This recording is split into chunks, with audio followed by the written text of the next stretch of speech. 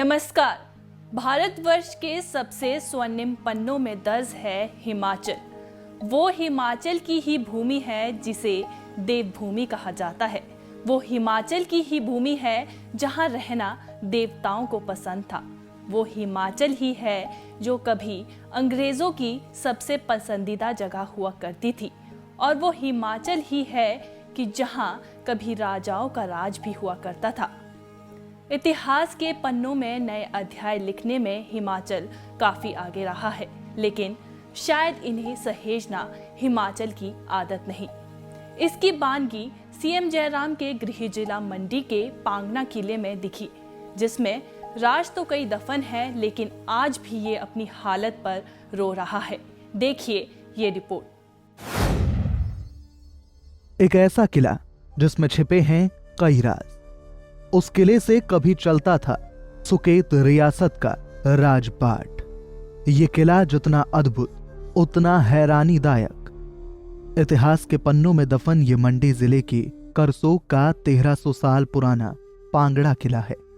बेशक पांगड़ा किला वो इतिहास बन चुका हो जिससे दुनिया अनजान है, लेकिन आज भी इसकी आगोश में कई राज दफन हैं। धरती से अंबर का मेल करने वाला ये वो किला है जहां से कभी सुकेत रियासत के राजा वीरसेन राजपाट चलाते थे, लेकिन अब यहां सन्नाटा पसरा है।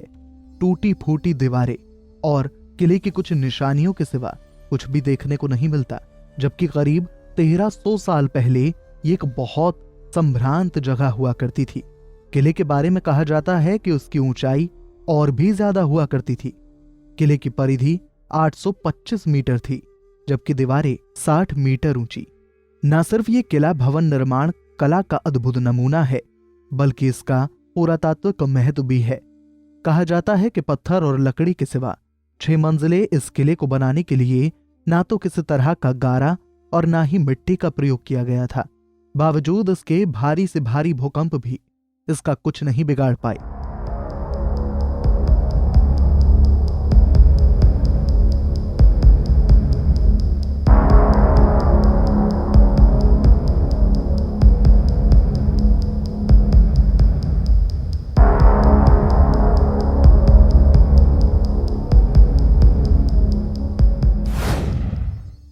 पांगना सुकेत रियासत की पहली राजधानी थी। सुकेत रियासत में इस तरह के 18 किले थे, लेकिन अब सभी खंडरों में तब्दील हो चुके हैं। हल्का सा बचा है तो सिर्फ एक, और वो है पांगड़ा किला। इस किले में भी सिर्फ महामाया और देव माहूनाग का मंदिर ही देखने लायक है। कहा जाता है कि मुगल शासकों ने तत्कालीन राजा श्याम सेन को बंदी बनाकर उसी के कारागार में डाल दिया, जिसके बाद उन्होंने सुकेत की देवी देवताओं की आराधना की। इसके बाद देव माहूनाग ने उन्हें मधुमक्खी के रूप में दर्शन दिए और आजाद होने का रास्ता बताया था। बाद में जब राजा आजाद हो गए तो फिर उन्होंने मंदिर का निर्माण करवाया। ये है राजा श्याम सेन के साथ जुड़ा हुआ प्रसंग, जो मुगल बादशाह ने उसको बंदी बनवा लिया था। तो हम सुकेत के देवी देवताओं की आराधना की। यदि मैं मुक्त हुआ तो भाई मैं उस जिस देवता की कृपा से मुक्त होगा उसका मंदिर है ना, दोनों जगह, जहाँ उसका मूल मंदिर होगा वहाँ भी और जहाँ उसका शासन होगा वहाँ भी। तो बोलते गर्मियों के दिन थे, राजा यहाँ आया हुआ था, मुगल बादशाह ने करना देने के एवज में उसको बंदी बना लिया। तो माहूनाग जी ने मधुमक्खी के रूप में दर्शन दिए थे। राजा शतरंज खेलने के शौकीन थे, उन्होंने मुनादी की थी कि जो मुझे हराएगा उसको मैं मुक्त कर दूँगा। और जिस रात माहूनाग जी ने मधुमक्खी के रूप में दर्शन दिए, मधुमक्खी बोलते माऊ से मधुमक्खी बनी, माऊ से माहूनाग बना, है ना। तो माऊ यानी मधुमक्खी ने स्वप्नावस्था में, निद्रावस्था में दर्शन दिए और उनको एहसास कराया कि वो जब भी करेगा मुक्त हो जाएगा।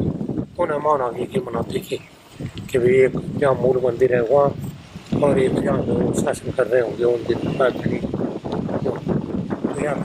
उसका मंदिर बनाया। इतिहास के जानकार और पुरातत्व जागरूकता पुरस्कार विजेता जगदीश शर्मा बताते हैं कि माहूनाग के इस मंदिर में आज भी दिव्य शक्तियां बरकरार हैं। कहते हैं कि अगर किसी को सांप ने काटा हो तो वो इस मंदिर में लाने मात्र से ठीक हो जाता है। शर्त बस इतनी है कि उसे यहाँ 2 या 3 दिन रुकना पड़ता है। 2 रात 3 दिन 2 रात यहाँ रखें तो उसका विष अपने आप उतर जाता है। सोने नहीं देंगे उसे कि उसको नींद ना आए, है ना। खाने के लिए कुछ नहीं देंगे, पीने के लिए पानी नहीं देंगे, सिर्फ दूध पिलाएंगे। और जब भी वो आ जाएगा यहाँ, जब उसको लाएंगे यहाँ, उसके बाद बाजार वाले लोग तब तक बैठे रहेंगे जब तक यहाँ से उसे देंगे। तो अभी ऐसी कोई अभी है, अभी मान्यता, अभी भी जब सांप काटे यही रखते हैं ये। पांगड़ा किला उस जमाने की कला का अद्भुत नमूना है। हर झरोखे पर अलग चित्रकारी की गई है, यहाँ तक कि इसके चिनाई में लगे पत्थर भी एक अलग जमाने की कहानी और उस जमाने की कारीगरी बयां करते हैं। अंदर से किले का जितना हिस्सा बाकी है उसकी बनावट रोंगटे खड़े करने वाली है। रणनीतिक दृष्टिकोण से भी पांगड़ा किला और इसके स्थान का चयन काफी अद्भुत है। किले की पूर्व दिशा की तरफ पांगड़ा खड्ड इसकी सुरक्षा करती है, तो पश्चिम से पहाड़ निगरानी रखते हैं, जबकि दक्षिण और उत्तर से पहरेदारी का जिम्मा मैदानों का था। जगदीश शर्मा बताते हैं कि किले के अंदर जाने के लिए 7 दरवाजों को पार करना पड़ता था। कहा जाता है कि पहला दरवाजा यहां से शुरू होता था। वहां भगवान शिव का मंदिर है। मान्यता है कि यहां पर भीम और हिडिंबा की शादी हुई थी। किले के दरवाजे इतने बड़े थे कि जब ये खुलते थे तो इसकी आवाज मीलों तक सुनाई देती थी, और जब ये खुलते थे तो सामने की पहाड़ी से एक पत्थर जरूर गिरता था। बताया जाता है कि किले का एक ऐसा दरवाजा भी था जो कभी नहीं खोला जाता था, और जब इसे खोला जाता था तो सामने खड़े होने वाला इंसान हमेशा के लिए दुनिया छोड़ जाता था। भूमि कटाव हुआ, यहाँ से पत्थर गिरता था, जरूर गिरेगा उस जगह से। ये जो द्वार था, ये वाला द्वार, ये नहीं खुलता था। ये जब खुलता था तो वहाँ एक जगह है सोरसन, गए होंगे आप, सोरसन। तो यहाँ की आवाज वहाँ सुनाई देती थी। और जब भी खुलता था तो उसके ऊपर चौकीदार वाला एक कमरा था, तो सामने कोई नहीं चाहिए, यदि सामने कोई हो तो। ये कुछ है जुड़े हुए इसके साथ के, ये इसी का ही भाग गया किले का। पंजाब केसरी जब किले का जायजा ले रहा था तो जगदीश शर्मा ने हमें किले से जुड़ी कई ऐसी चीजें और किले के अवशेष दिखाए जिनका आज के जमाने में होना तो दूर, इन्हें बनाने के बारे में भी सोचा नहीं जा सकता। तस्वीरों में दिख रही इस चीज को जगदीश शर्मा राजा के किले में बनी बावड़ी की एक पाइप बताते हैं, जिससे उनकी प्रजा पानी भरती थी। आमतौर पर पत्थरों की बनी इन पाइपों का आकार हाथी के मुंह की तरह होता था। ये थी पानी की नदी, ठीक है। तो जैसे यहाँ आया पानी ना इस बॉडी में, इस बॉडी से इस बॉडी को, ये राजा की बॉडी थी, ये रानी की। इसके आगे फिर पत्थरों के ऊपर खुदाई करके नालियां बनी हुई, है ना। तो जहाँ से प्रजा पानी लेगी वहाँ इस तरह के मुख बने हुए थे। मेरे पाँव पर गिर गया। नहीं, नीचे नहीं आता है। ये देखो,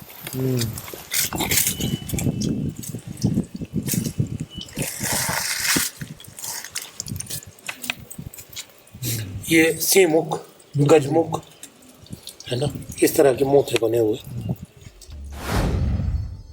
इस किले में दूसरा चौंकाने वाला वो रहस्यमयी राज छिपा है जिसके बारे में जानकर आपके रोंगटे खड़े हो जाएंगे।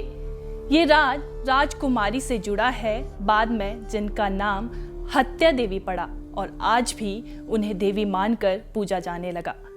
कहा जाता है कि उस राजकुमारी ने खुद को पवित्र साबित करने के लिए आत्महत्या कर ली थी, लेकिन इससे पहले जो उसने घोषणा की और बाद में जो हुआ वो बेहद चौंकाने वाला था। क्या है पूरा रहस्य, इस रिपोर्ट में देखिए। एक राजकुमारी जिसने पवित्रता साबित करने के लिए छोड़ दी थी दुनिया, एक गलतफहमी और बन गई हत्या देवी।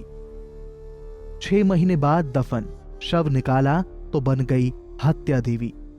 180 दिन बाद भी हत्या देवी का शव था सुरक्षित। किस्से, किंवदंतियों और रहस्यों के आधार पर खड़े हिमाचल प्रदेश में कई ऐसी बातें हैं जिनके बारे में जानने की इच्छा लेकर उस अनंत गहराई में जाना किसी पागलपन से कम नहीं लगता।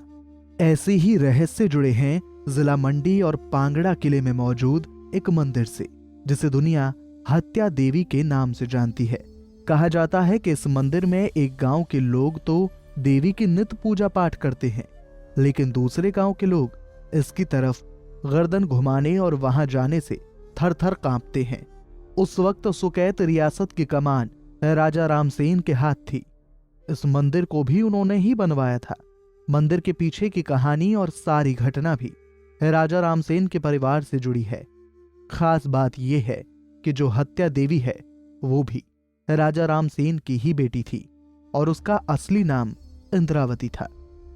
दरअसल मौत के वक्त राजकुमारी इंद्रावती अपने पिता के घर से दूर पांगड़ा में थी। उस वक्त पांगड़ा सुकेत रियासत की शीतकालीन राजधानी था। किसी को भनक तक नहीं थी कि राजकुमारी आत्महत्या भी कर सकती हैं, लेकिन सबकी सोच के परे पिता की नाराजगी और उनके मन में पल रहे एक शक के चलते राजकुमारी खुद को पवित्र साबित करने के लिए पांगड़ा में आत्महत्या कर लेती हैं। मौत के बाद राजकुमारी ने अपने पिता के सपने में आना शुरू किया और अपनी इच्छा अनुसार अपने अंतिम संस्कार की बात कही, जिसके मुताबिक राजकुमारी को जलाया नहीं बल्कि दफनाया जाए और अगर वो पवित्र होंगी तो 6 महीने बाद मिट्टी से उनका शव वैसा का वैसा ही मिलेगा। दरअसल इस मौत का सारा घटनाक्रम राजा रामसेन के राजमहल से जुड़ा है। कहा जाता है कि वो सर्दियों का वक्त था। हर बार की तरह इस बार भी राजमहल में राजकुमारी का उनकी सखियों के साथ खेल चल रहा था। अलग सिर्फ इतना था कि उस दिन एक सखी युवक की वेशभूषा में थी। राजकुमारी जब अपनी युवक बनी सखी के साथ खेल रही थी तो राज पंडित ने उन्हें देख लिया। पंडित को लगा कि राजकुमारी का किसी युवक से प्रेम प्रसंग है और सखियों की आड़ में वो उस युवक के साथ खेल रही हैं। लिहाजा पंडित ने बिना कुछ सोचे सारी बात राजा रामसेन के सामने रख दी। राजा शर्मिंदा हुए और लोकलाज की चिंता से उन्होंने चंद्रावती को पांगड़ा भेज दिया। चंद्रावती पवित्र थी, लेकिन अपने ऊपर लगे लांछन को सह ना सकी। लिहाजा उन्होंने पांगड़ा में ही रति नाम का विशेला बीज एक शिला पर पीसकर खा लिया, जिससे उनकी मौत हो गई। कहा जाता है कि यह शिला आज भी पांगड़ा के किले में वैसी ही मौजूद है। तो उसमें लांछन लगा था। खेल खेल में लड़कियों में किसी लड़की ने पुरुष प्रधान वस्त्र धारण कर रखे थे। तो राजा के पुरोहित ने देख लिया। उसने राजा को बताया कि भाई वो किसी लड़के के साथ खेल रही है। उन दिनों राजधानी सुनना हुआ करती। लोकलाज से बचने के लिए उसने उसको पांगड़ा भेज दिया। उसने यहाँ लिया और भूंजा रत्ती के दाने इस शिला पे, ये जो परे वाली शिला, इस पे पीछ के सुसाइड कर ली। उधर राजा को दर्शन दे दिए सुंदना कि भाई इस तरह बेटी कर रही है। तो उसको 6 महीने तक यहाँ दफनाया गया। 6 महीने के बाद उसकी देह जो थी ना, गली सड़ी नहीं थी। पहले बता दिया था कि यदि मैं गली अपवित्र होंगी तो मेरी देह गल सड़ गई होगी, यदि पवित्र होंगे तो देह जो है गली सड़ी नहीं होगी। 6 महीने तक 6 महीने के बाद देह जो थी उस राजकुमारी। उधर राजकुमारी की इच्छा अनुसार पिता ने 6 महीने जब कब्र खुदवाकर बेटी को बाहर निकलवाया तो उसका शरीर वैसा का वैसा था, मानो राजकुमारी सोई हो। लिहाजा सारा वाक्य जानकर राजा को खूब पछतावा हुआ। असलियत जानने के बाद राजा रायसेन ने बेटी का विधिवत संस्कार किया और फिर महामाया का मंदिर भी बनवाया। बेटी की मौत हो गई। बाप चिंता में चला गया और पुरोहित को सजा हो गई, और बाद में उसके साथ क्या क्या हुआ ये कोई नहीं जानता। कहा जाता है कि उस पुरोहित के वंशजों को लठुड़ कहते हैं, जो सदियों बाद भी हत्या देवी के मंदिर में प्रवेश नहीं करते, क्योंकि उनका मानना है कि उनके पूर्वजों के किए गए कृत्य की सजा उन्हें देवी दे ना दे। तो ये था हिमाचल की गोद में बसा वो रहस्य जिससे शायद अभी देश तो क्या हिमाचल की जनता भी हैरान है। खैर, आज के लिए सिर्फ इतना ही। अगली बार किसी नए मुद्दे, नए रहस्य के साथ फिर मुलाकात होगी। नमस्कार। हमसे जुड़े रहने के लिए हमारे YouTube चैनल को सब्सक्राइब करें और नई वीडियो की नोटिफिकेशन के लिए बेल आइकॉन को दबाएं। अगर आप ये वीडियो Facebook पर देख रहे हैं तो लाइक जरूर करें और ज्यादा से ज्यादा शेयर करें। इसी तरह के और भी अपडेट्स के लिए फॉलो करें हमारा Instagram पेज himachal.kesri।